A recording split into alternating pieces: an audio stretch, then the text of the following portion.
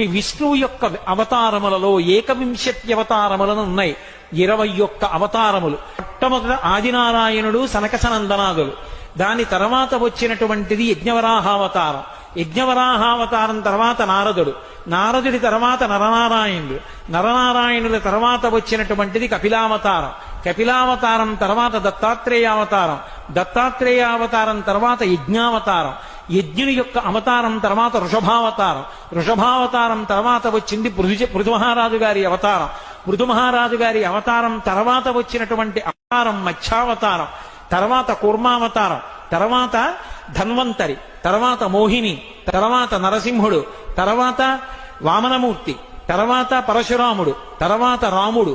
తర్వాత రామచంద్రమూర్తి. తర్వాత బలరాముడు. బలరాముడి తర్వాత కృష్ణ భగవానుడు. కృష్ణ భగవానుడి తర్వాత ఏకకాలంలో 2 అవతారాలు ఉంటూ ఉండొచ్చు వీటిల్లో. కృష్ణావతారం.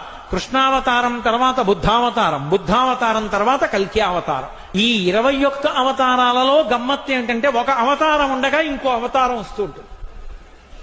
పరశురామావతారం రామావతారం ఏకకాలంలో నడిచాయి. బలరామావతారం కృష్ణావతారం ఏకకాలంలో నడిచాయి.